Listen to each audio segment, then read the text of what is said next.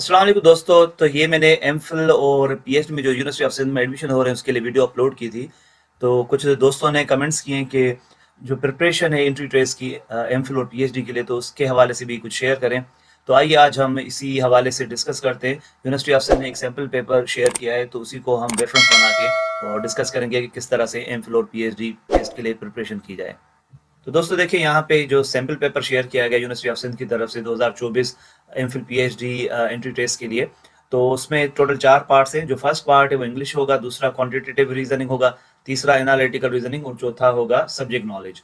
और हर एक पार्ट के लिए जो पोर्शन रखा हुआ है, इंग्लिश के लिए 20% है, क्वांटिटेटिव रीजनिंग के लिए 15% है, एनालिटिकल रीजनिंग के लिए भी 15% है, और जो सब्जेक्ट नॉलेज है उसके लिए 50% रखा गया है। तो हम वन बाय वन हर एक पार्ट को डिस्कस करते हैं।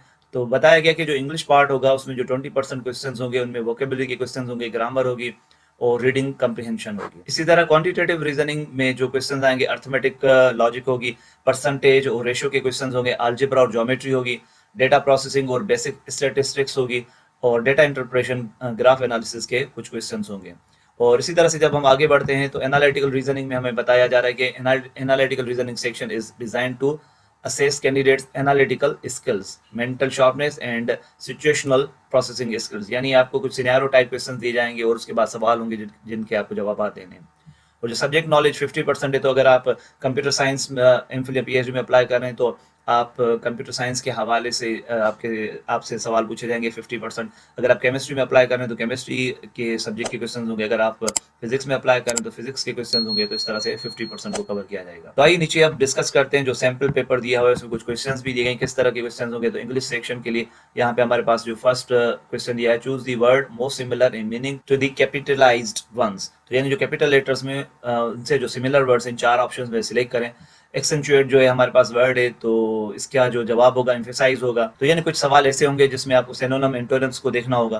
फिर नेक्स्ट टाइप के जो क्वेश्चन है वो यहाँ पे दिया है, choose the appropriate options which are given below each questions that completes the meaning of the given sentence. यानी कुछ ऐसे होंगे जिनमें आपसे आर्टिकल्स के बारे में इंफॉर्मेशन ली जाएगी, प्रीपोजिशंस, एडजेक्टिव्स। यानी ये आप मोस्टली इंटरमीडिएट में भी इस तरह के सवाल आते रहते हैं इंग्लिश के पेपर में, तो आप उन्हीं से भी हेल्प ले सकते हैं। मुख्तलिफ ऑनलाइन वेबसाइट्स हैं जो इंग्लिश की आप प्रिपरेशन करवाती है, तो वहाँ पे जाके आप उनकी प्रिपरेशन कर सकते हैं। जैसे यहाँ लिखा हुआ है mountain is covered dash snow, तो यहाँ पे जो मोस्ट अप्रोप्रिएट वर्ड आ सकता है वो विथ आ सकता है, mountain is covered with snow. तो आप इसको कंसीडर करें।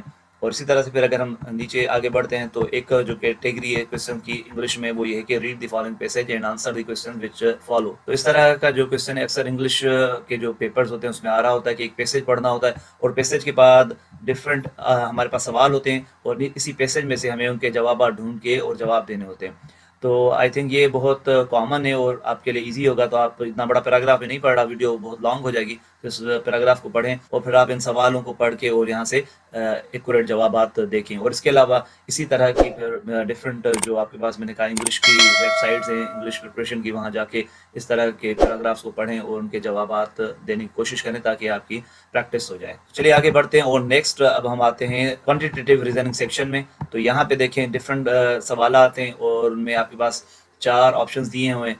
तो मसलन अगर हम यहाँ देखिए question number 15, a physics class has 12 boys and 18 girls, what is the fraction of the class boys। तो इसका जो जवाब होगा, तो मैं कैलकुलेशन में नहीं जा रहा, आप कैलकुलेशन खुद करके देखिएगा। इसका जवाब है A 2/5। ठीक है, यानी ये इसका करेक्ट आंसर है। तो इसी तरह से आप ये नेक्स्ट क्वेश्चन देख लें, how many feet there are in 4.5 metres if 1 metre equals to 3.281 feet. तो जब आप इस सवाल को हल करेंगे तो इसका जो जवाब आएगा वो आएगा बी 14.76। तो इन सवालों को देख के आपको अंदाजा हो गया होगा कि क्वांटिटेटिव रीजनिंग सेक्शन में किस तरह के सवाल आ सकते हैं। तो नेक्स्ट आगे हम मूव करते हैं और हमारे पास है अब एनालिटिकल रीजनिंग सेक्शन। तो यहाँ पे जैसा कि मैंने पहले ही बताया था कि कुछ सिनेरियो बेस्ड क्वेश्चंस होते हैं, तो ये पूरा सिनेरियो डेवलप किया गया है और सिनेरियो से रिलेटेड नीचे क्वेश्चंस पूछे जा रहे हैं। तो आपको प्रिपरेशन करना होगी और प्रिपरेशन करने के लिए आपके पास एक ऑप्शन ये है कि मार्केट में बहुत सारी जीआरई की बुक्स अवेलेबल होती हैं, तो वहाँ पर बहुत सारे एनालिटिकल रीजनिंग के क्वेश्चंस होते हैं उस बुक में, अलॉन्ग विद सॉल्यूशंस उनकी की मौजूद होती है। तो आप वहाँ से प्रिपरेशन कर सकते हैं। या आजकल बहुत सारी ऑनलाइन वेबसाइट्स हैं जो एनालिटिकल रीजनिंग की तैयारी करवाती हैं। तो अगर आप उन वेबसाइट्स पे जाते हैं तो फ्रीली आप तमाम तर इस तरह के सवाल देख सकते हैं सिनेरियो बेस्ड, उनके जवाब पहले खुद देंगे, उसके बाद की भी आपको मिलेगी वहाँ पे। तो इस तरह से आपको पता चलेगा कि आप की जो एनालिटिकल रीजनिंग की प्रैक्टिस है वो कितनी हो चुकी है। तो प्रैक्टिस के बगैर कुछ नहीं होता। तो मेहनत करनी पड़ेगी आपको। तो चलिए आगे बढ़ते हैं और देखते हैं कि मज़ीद क्या है। तो इसके बाद जो सेक्शन होगा वो मैं आपको पहले ही बता चुका हूँ कि 50% आपकी सब्जेक्ट नॉलेज होगी।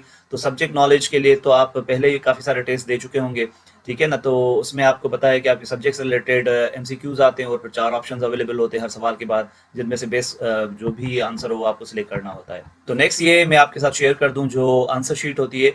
तो मोस्ट प्रोबेबली आप सब लोग फेमिलर होंगे इस शीट से, अगर आप नहीं है तो यहाँ पे देखें ये जो सीट नंबर होता है ये पहले से लिखा होता है, आपको कुछ नहीं करना। यहाँ पे भी डेटा फील्ड होता है, तो आपको इस शीट पे जो टॉप पार्ट है उस पर कुछ भी नहीं करना, ठीक है। और नीचे हमारे पास ये जो पार्ट होता है ये आपके शीट इस तरह से होती है। ये जो ब्लैक कलर के सर्कल्स हैं, ठीक है ना, ये आपको सिर्फ सैंपल के तौर पे दिए गए हैं कि प्रॉपरली आपको फिल करना है, जैसे यहाँ पे बताया हुआ है, ठीक है। तो आपके पास 100 क्वेश्चंस होंगे, जो भी करेक्ट जवाब होगा वो आप यहाँ पे ABCD में से उसे इन सर्कल करेंगे ब्लैक बॉल पेन के साथ। तो इससे ऊपर आपको कुछ भी नहीं लिखना। और बॉटम में आपको एक तो सिग्नेचर करना होती है यहाँ पे, ठीक है ना, कैंडिडेट सिग्नेचर, ये लाजमी है।